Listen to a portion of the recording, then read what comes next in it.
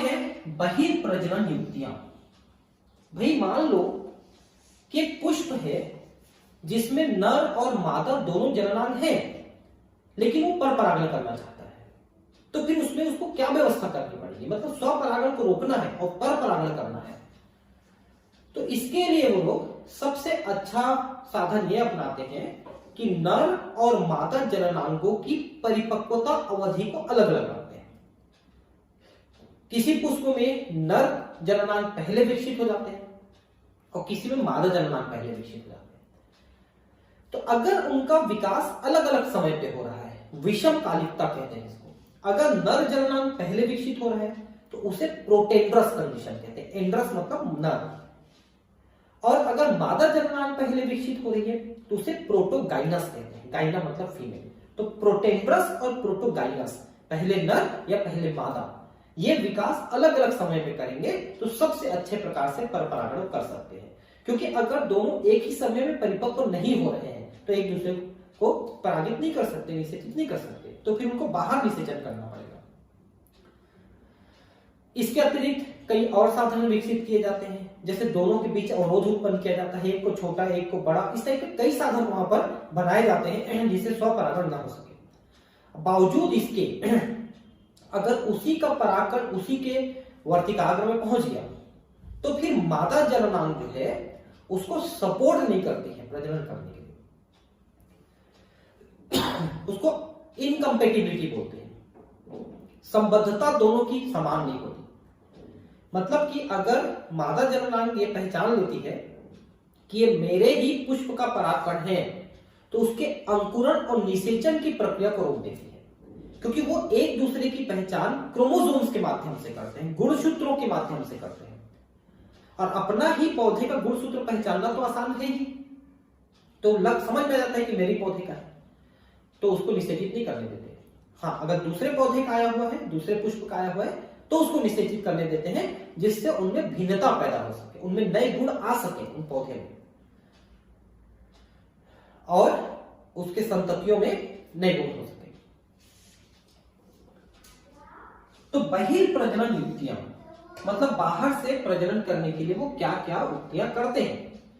अधिकतर पुष्पी पादप उभयलिंगी पुष्पों एवं परागकणों को उत्पन्न करते हैं जो बहुत हद तक उसी पुष्प के वर्तिकाग्र के संपर्क में आते हैं। अगर दोनों लिंग उसके पास हैं, नर और मादा लिंग, तो फिर उसी के परागण उसी के वर्तिकाग्र के संपर्क में आ सकते हैं। तो फिर कैसे करते हैं वही मैंने बताया कि वो कंपेटिबिलिटी टेस्ट होता है। निरंतर स्वपरागण के फलस्वरूप प्रजनन में अंतः प्रजनन अवनमन होता है।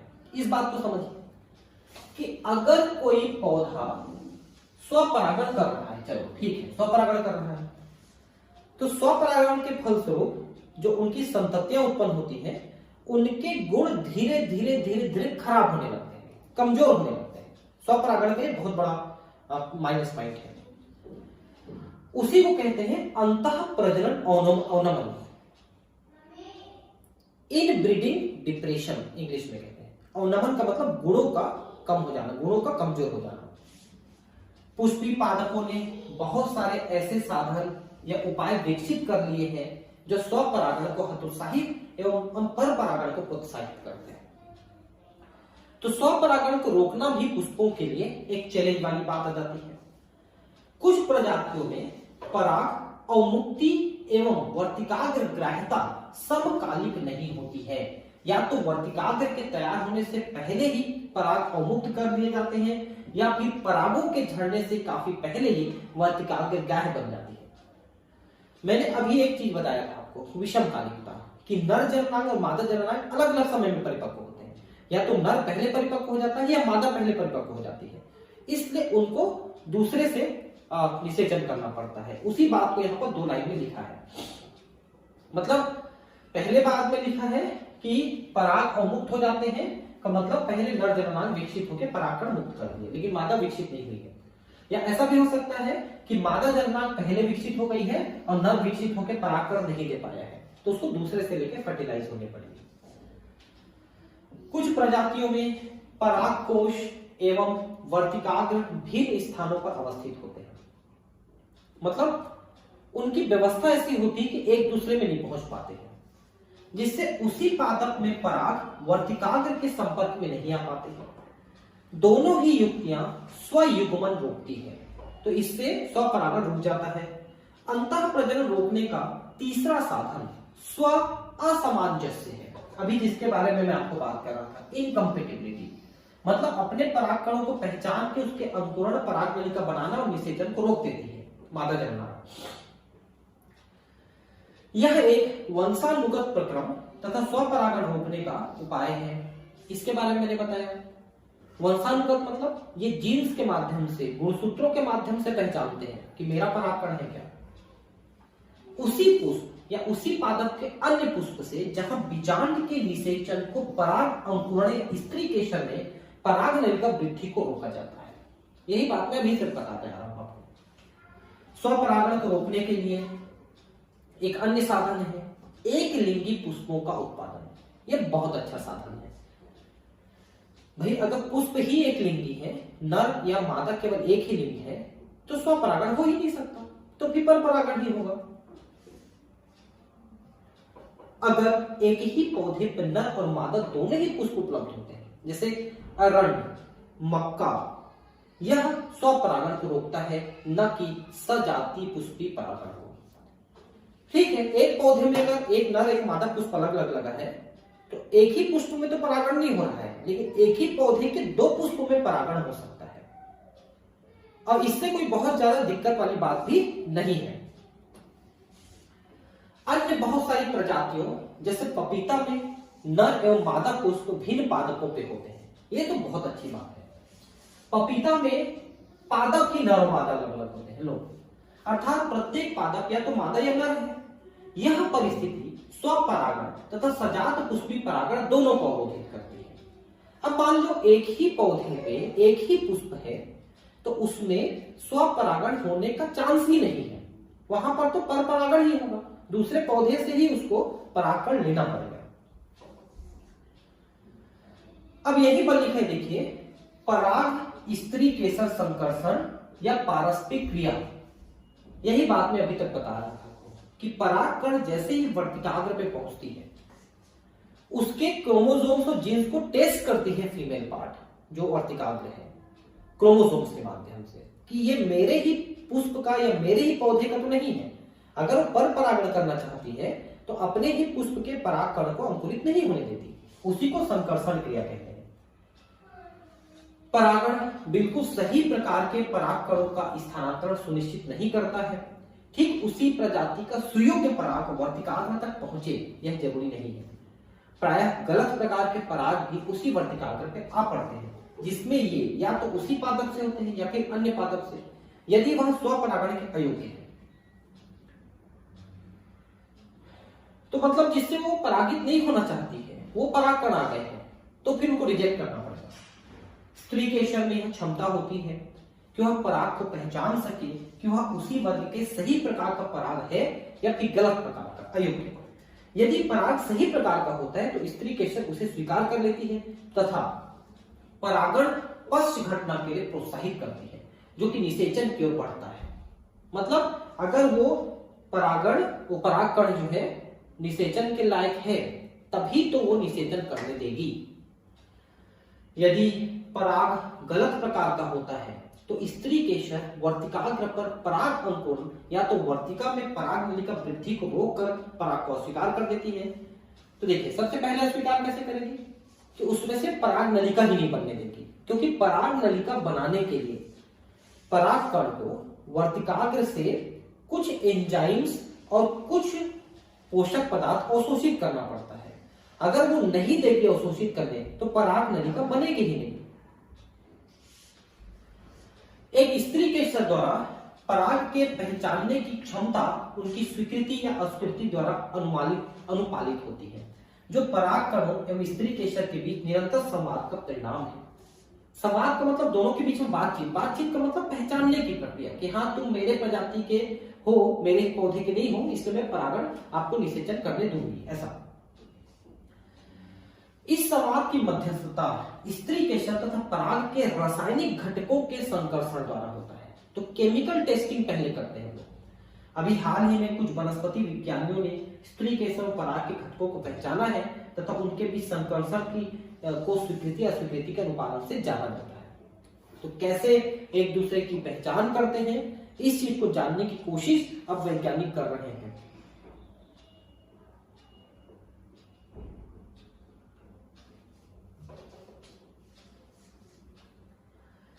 जैसे कि पहले बताया जा चुका है, सुयोग्य परागण के अनुपालन में परागकण वर्तिकाग्र पर जनित होते हैं।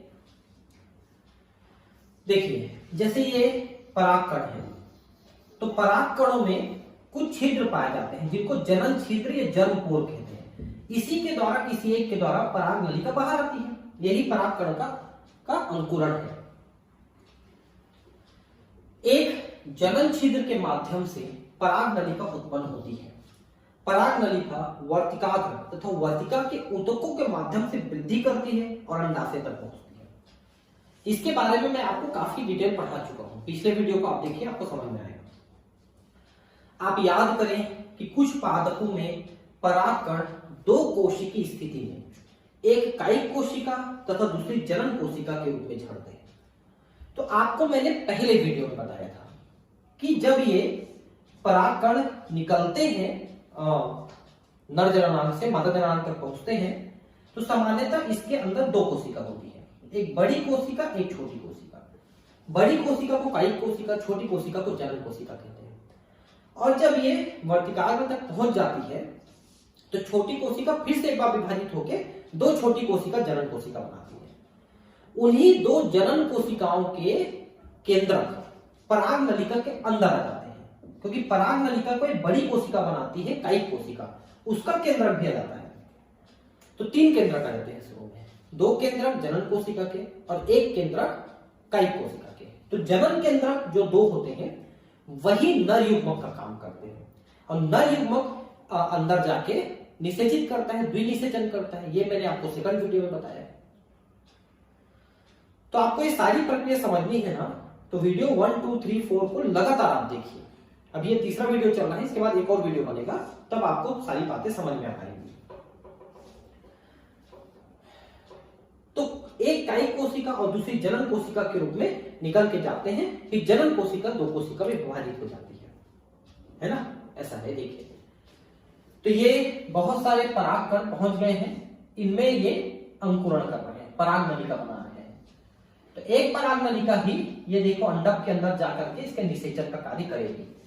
तो अंदर जाके कैसे करते हैं, अंदर ये किसी एक सहायक कोशिका के अंदर प्रवेश करके उसके अंदर फट जाती है और फट के दो नर युग्मकों को ये मुक्त कर देती है। एक नर युग्मक अंडे के साथ निषेचन करती है और दूसरा ध्रुवीय केंद्रकों के साथ, सेंट्रल सेल के साथ करती है निषेचन। ये देखिए पराग नलिका प्रवेश करने का दिखा रहा है। प्रवेश करने के बाद वैसा होता है, प्रवेश करने से पहले देखिए ऐसा दिख रहा है, क्योंकि जो सहायक कोशिका है उसमें ये जो तंतु रूप उपकरण है, फिलीफॉर्म अपरेटस, तंतु रूप लंबे लंबे ऐसे उंगलियों जैसे ऐसे करके ये आकर्षित करते हैं पराग नलिका को। तो उसके अंदर पराग नलिका प्रवेश कर जाती है और प्रवेश करके इस सहायक कोशिका के अंदर ही फूट जाती है।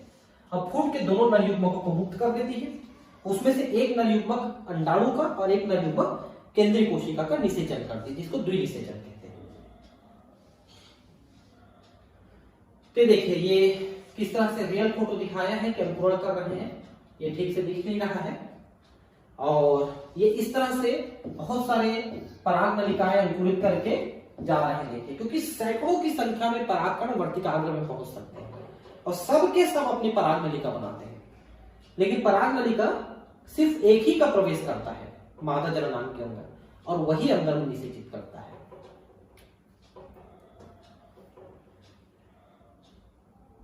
इस प्रकार के पादपों में जनन कोशिका विभाजित होती है और वर्तिकाग्र में पराग नलिका की वृद्धि के दौरान दो नर युग्मकों की रचना करती है।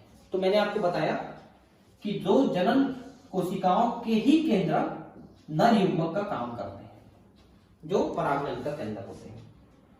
जिन पादपों में पराग तीन कोशिकी स्थिति में होते हैं, वहां पराग नलिका शुरू से ही दो नर युग्मकों को ले जाती है। तो चाहे दो कोशिकी रूप में जाए या तीन कोशिकी रूप में जाए, अंततः वो तीन कोशिकी रूप में बन ही जाते हैं। और दो कोशिका जो जनन कोशिकाएं हैं उन्हीं के केंद्रक जो है दो नर युग्मक बनाए हुए हैं जो अगुणित है और पराग नलिका के अंदर है, तो यही द्विनिषेचन का कार्य करते हैं।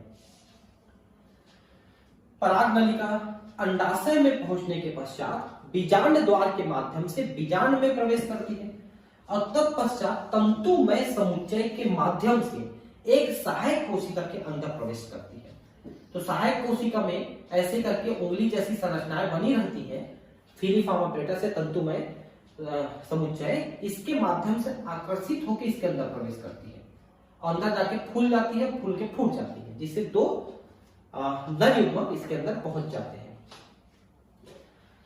हाल ही के बहुत सारे अध्ययन यह दर्शाते हैं कि सहायक कोशिका के बीजांड द्वारी हिस्से पर उपस्थित तंतु रूप समुच्चय पराग नलिका के प्रवेश को दिशा निर्देशित करती है। मैंने आपको कई बार इस चीज को बताया है सेकंड और थर्ड वीडियो में। वर्तिकाग्र पर पराग अवस्थित होने से लेकर बीजांड में पराग नलिका के प्रविष्ट होने तक सभी घटनाओं को पराग स्त्री केसर संकर्षण के नाम से जाना जाता है।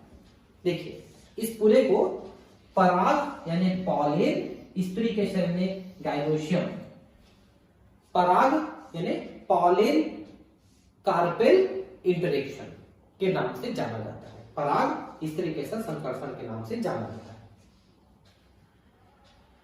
जैसा कि पहले भी बताया गया है, पराग स्त्री केसर संकर्षण एक गतिक प्रक्रम है जिसमें पराग पहचान के साथ पराग को उन्नति या अवनति द्वारा अनुपालन सम्मिलित है। ठीक है, तो परागकण जो है उसमें वृद्धि करेगा नहीं करेगा पराग नलिका, ये इसी बात पे निर्भर करता है कि उसको निषेचन के लायक समझा गया कि नहीं समझा गया मादा के द्वारा। इस क्षेत्र के बारे में ज्ञान प्राप्त करने से पादप प्रजनकों को पराग स्त्री केसर संकर्षण के हेर फेर यहां तक कि अयोग्य परागण से अपेक्षित संकर प्राप्त करने में मदद करती है। भाई आप संकरण कराना चाहते हो, आप ऐसे परागकण से निषेचित करना चाहते हो जिससे वो निषेचित नहीं होना चाहती, तो आपको प्रक्रिया मालूम रहेगा तभी तो आप उनको उत्तेजित कर सकते हो कि वो निषेचित हो सके। वो नहीं चाहते निषेचित होने, लेकिन आप चाहते हो निषेचन कराएं, तो फिर आपको कुछ ऐसी युक्ति जुगाड़ करनी पड़ेगी कि वो पराग नलिका प्रवेश कर सके, जो नहीं करने दे रही उसको भी, तो फिर संकरण होगा, क्योंकि संकरण नहीं होने देना चाहती। आप एक कांच की पट्टी पर जल शर्करा घोल 10% घोल की एक बूंद पर मटर, चना, क्रोटिलेरिया, बालसम और विलिका रोसिया इसको बोलते हैं सदाबहार के पुष्पों से कुछ पराग झाड़ कर गिराने के पश्चात पराग जनन का अध्ययन आसानी के साथ कर सकते हैं। आप स्लाइड में एक बूंद पानी डालिए शर्करा घोल करके और उसमें आप परागकण को डाल दीजिए, तो आप देखेंगे कि परागकण जो है पराग नलिका बना रही है, लेकिन उसको लेंस के द्वारा देखना पड़ेगा, ऐसे नहीं दिखेगा। स्लाइड पर इन्हें रखने के 15 से 30 मिनट के बाद स्लाइड को कम शक्ति के लेंस वाले सूक्ष्मदर्शी यंत्र पर रखकर अवलोकित करें। बहुत संभव है कि आप परागकणों से निकलती हुई पराग नलिकाओं को देख पाए। मैंने बताया ना लेंस के माध्यम से देखना पड़ेगा, बड़े सूक्ष्मदर्शी में नहीं दिख पाएगा क्योंकि वो ज्यादा बड़े साइज के होते हैं। जैसा कि आप अध्याय 9 में पादप जनन के बारे में पढ़ेंगे कि एक प्रजनक भिन्न प्रजातियों के संकरण में तथा वाणिज्यिक रूप से सर्वोत्तम श्रेणी के अपेक्षित विशिष्टता वाले जनक संपाक में रुचि रखते हैं। ठीक है, तो मतलब जो लेबोरेटरी में हम करते हैं, लेबोरेटरी में हम क्या करना चाहते हैं कि हम दो भिन्न गुणों वाले पौधों को लेकर संकरण कराना चाहते हैं ताकि उससे जो संतति पैदा हो उनमें अच्छे अच्छे गुण एक साथ आ सके। तो आपको इन सभी प्रक्रमों का ज्ञान होना आवश्यक है कि कैसे वो निषेचन करेंगे, तभी आप ये संकरण करा सकते हो, नए प्रकार के पौधे विकसित कर सकते हो। कृत्रिम संकरीकरण फसल की उन्नति या प्रगतिशीलता कार्यक्रम के लिए एक प्रमुख उपागम है, मतलब एक प्रमुख प्रक्रिया है ये, इसको जानना और करना। इस प्रकार के संकरण प्रयोगों हेतु यह सुनिश्चित करना महत्वपूर्ण है कि केवल अपेक्षित परागों का उपयोग परागण के लिए किया जाए तथा वर्तिकाग्र को संदूषण अनापेक्षित परागों से बचाया जाए। यह उपलब्धि केवल बोरा वस्त्र तकनीक या डैगिंग टेक्निक तथा विपुलशन तकनीक द्वारा पाई जाती है। अब ये दोनों प्रक्रिया क्या है समझिए। जैसे कि आप देखिए कि ये एक पुष्प है, इसमें ये मादा जननांग है, ठीक है, और इसी में नर जननांग भी है, और ये दूसरा पुष्प है, इसमें भी ये मादा जननांग और नर जननांग है, या जैसा भी आप लेना, कोई दिक्कत नहीं। आप चाहते हो कि इसका, इस पुष्प का इसी में परागण ना हो, स्वपरागण ना हो, तो आप क्या करोगे, पुष्प जब विकसित हो रही है, परिपक्व नहीं हो पाई है, उसी समय पुष्प को खोल के नर जननांगों को काट के हटा दीजिए। वो बन नहीं पाए हैं ठीक से, बन रहे हैं, फिर भी काट के हटा दिया आपने।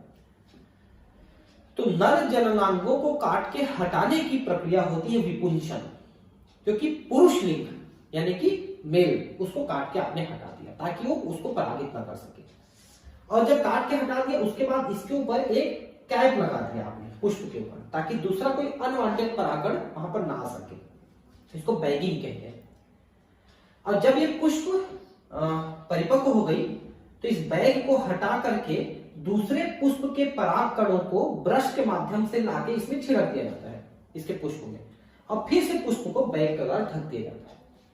तो बैग से ढकने का कारण ये है कि अनवांटेड कोई दूसरा परागकण उस पुष्प में न पहुंच सके, इसके लिए हम उसको ढक देते हैं। और विपुंसन क्यों करते हैं, क्योंकि उसी का नर जननांग उसी के मादा को निषेचित ना कर सके। तो यह तकनीक मेंडल के समय से चलती आ रही है। यदि कोई मादा जनक द्विलिंगी पुष्प धारण करता है तो पराग के प्रस्फुटन से पहले पुष्प कलिका से पराग कोष के निष्कासन हेतु एक जोड़ा चिमटी का इस्तेमाल आवश्यक हो जाता है। इस चरण को विपुंसन के रूप में संदर्भित किया जाता है। मतलब स्वपरागण न हो उससे पहले ही उसके नर जननांगों को काट के हटा दिया आपने चिमटी के माध्यम से। विपुंसित पुष्पों को उपयुक्त आकार की थैली से आवृत कर दिया जाना चाहिए, जो सामान्यतः बटर पेपर यानी पतले कागज की बनी होती है। हम कवर क्यों करें, क्योंकि दूसरा कोई पॉलन ग्रेन हवा से आकर उसमें ना गिरे कोई पराग, ताकि इसके वर्तिकाग्र को अवांछित परागों से बचाया जा सके। इस प्रक्रम को बैगिंग या बोरा वस्त्रावरण कहते हैं। जब बैगिंग पुष्प का वर्तिकाग्र सुग्राहिता को प्राप्त करता है तब नर अभिभावक से संग्रहित परागकोष के परागकणों को उस पर छिटका जाता है, उस पुष्प को पुनः आवृत करके उसमें फल विकसित होने के लिए छोड़ दिया जाता है। देखिए, जब आप शुरू में नर जननांगों काट के हटाए तो मादा जननांग भी परिपक्व नहीं हो पाई है, तब तक आप उसको ढक के रख रहे हैं। जब वो परिपक्व हो गई और परागकण लेने के लिए तैयार हो गई तो जहां से परागकण लाना है वहां से पतले ब्रश के माध्यम से परागकणों को ला करके बैग को खोल के उसमें ऐसे छिड़का जाता है और फिर बैग लगा दिया जाता है। फिर वो परागकण अंदर ही अंदर परागण करेंगे और फिर आपके फल और बीज का निर्माण होगा, जो कि आपके चाहे गए गुण के हिसाब से बनेंगे। इस तरह से किया जाता है। यदि मादा जनक एक लिंगी पुष्प को पैदा करता है तो विपुंसन की आवश्यकता नहीं होती। द्विलिंगी पुष्प है तभी आपको विपुंसन करना पड़ेगा। एक लिंगी पुष्प है तो आपको विपुंसन नहीं करना पड़ेगा, सिर्फ ढक के रखना पड़ेगा, क्योंकि उसमें पुरुष लिंग है ही नहीं। मादा पुष्प है तो पुरुष वाला उसमें अंग है नहीं, नर अंग है नहीं, तो आप किसको विपुंसन करोगे। पुष्पों के खिलने से पूर्व ही उसे आवृत कर दिया जाता है। जब वर्तिकाग्र सुग्राहिता के लायक हो जाती है तब अपेक्षित पराग के उपयोग द्वारा परागण करके पुष्प को पुनः आवृत कर दिया जाता है। अब एक लिंगी पुष्प है, मादा पुष्प है, नर है नहीं तो विपुंसन नहीं करना पड़ेगा, लेकिन बाकी चीजें आपको वैसे ही करनी पड़ेगी। ढक के रखना पड़ेगा, फिर परागकणों को लाके डालना पड़ेगा, फिर ढकना पड़ेगा, मतलब ये सब चीजें तो करनी ही पड़ेगी, लेकिन विपुंसन नहीं करना पड़ा क्योंकि वहां पर पहले से ही नर जननांग नहीं है। ठीक है, अब हम बात करेंगे यहां पर द्विनिषेचन, दोहरा निषेचन। तो मैंने आपको बताया है कि ये जो भ्रूण कोश है, भ्रूण कोश, उसमें एक अंडाणु है और 2 सहायक कोशिकाएं हैं, 3 एंटीपोडल कोशिकाएं हैं जिनको अपन प्रतिव्यासांत कोशिका कह रहे थे, और बीच में एक कोशिका है जिसको अपन केंद्रीय कोशिका कह रहे थे, जिसके अंदर 2 केंद्रक हैं जिनको अपन ध्रुवी केंद्रक कहते हैं। तो पराग नलिका किसी एक सहायक कोशिका के अंदर पहुंची थी, आपने देखा था कैसे पहुंची थी। फिलिफॉर्म यानी कि वो जो तंतु रूप है वो उसको आकर्षित किए हैं, अंदर पहुंच के दोनों नर युग्मकों को छोड़ दिए हैं, है ना। तो एक नर युग्मक ये जो है अंडाणु को, एक नर युग्मक इसको निषेचित करता है।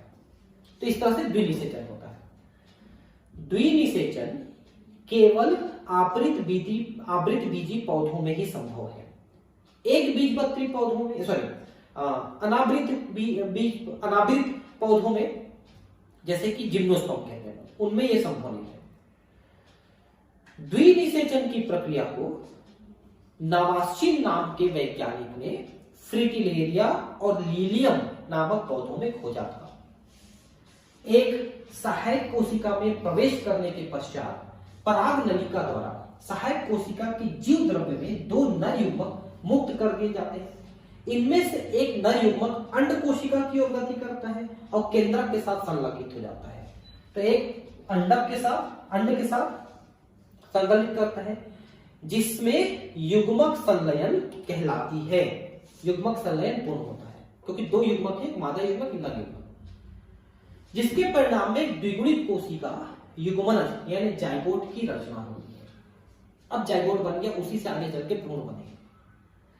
दूसरा नर युग्मक केंद्रीय कोशिका में स्थित 2 ध्रुवीय न्यूक्लियाई केंद्रिकों की ओर गति करता है और उनसे संलग्नित होकर के त्रिगुणित यानी प्राइमरी एंडोस्पर्म न्यूक्लियस यानी प्राथमिक भ्रूण पोष केंद्रक बनता है।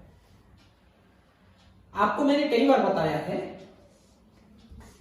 कि ये जो कोई बीज बनता है तो इसमें एक एम्ब्रियो रहता है और इसके चारों तरफ जो फूड मटेरियल भरा होता है उसे भ्रूण पोष कहते हैं। तो ये जो फूड मटेरियल वाली ऊतक है ना, वही एंडोस्पर्म या भ्रूण पोष कहलाती है, जो त्रिगुणित होती है, जबकि भ्रूण अपने आप में द्विगुणित है। तो शुरू में जो द्विनिषेचन हुआ, जिसमें ये देखिए, ये द्विनिषेचन के परिणामस्वरूप बीच में एक बना, ये त्रिगुणित है, और एक युग्मनज बना जो द्विगुणित है। इससे बन जाएगा एम्ब्रियो यानी भ्रूण, और इससे बनेगा भ्रूण कोश।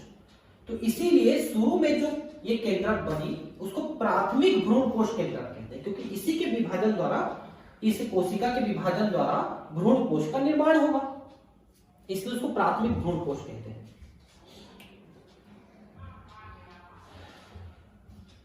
जैसा कि इसके अंतर्गत 3 अगुणित केंद्र की सम्मिलित होते हैं, अतः इसे त्रिसंलयन कहते हैं। क्योंकि मैंने आपको बताया है कि पहले से 2 केंद्रक बीच में हैं, जिनको ध्रुवीय केंद्रक कहते हैं, और एक नर युग्मक, तीनों मिलकर के यहां पर संलयित हो जाते हैं, जिससे त्रिगुणित बनते हैं। तो इसको त्रिसंलयन इसलिए कहते हैं, ट्रिपल फ्यूजन, त्रिसंलयन कहते हैं। चूंकि एक भ्रूण पुटी यानी भ्रूण कोश में 2 प्रकार के संलयन, युग्मक संलयन तथा त्रिसंलयन स्थान लेते हैं, अतः इस परिघटना को दोहरा निषेचन कहते हैं, 2 बार निषेचन होता है, जो कि पुष्पी पादपों के लिए एक अनूठी घटना है। ये किसी और पौधे में नहीं पाया जाता, सिर्फ एंजियोस्पर्म पौधों में पाई जाती है। त्रिसंलयन के पश्चात केंद्रीय कोशिका प्राथमिक भ्रूण कोश कोशिका बन जाती है तथा भ्रूण कोश के रूप में विकसित होने लगती है, जबकि युग्मनज एक भ्रूण के रूप में विकसित होती है। तो भ्रूण कैसे बन रही है आप इसको देख लीजिए पहले, है ना। निषेचन, पश्च संरचनाएं और घटनाएं। तो चलिए काम करते हैं, इसको मैं नेक्स्ट क्लास में आपको पढ़ाता हूं, ताकि ये पूरा खत्म ही हो जाए। ठीक है, ये चैप्टर खत्म हो जाएगा नेक्स्ट क्लास में।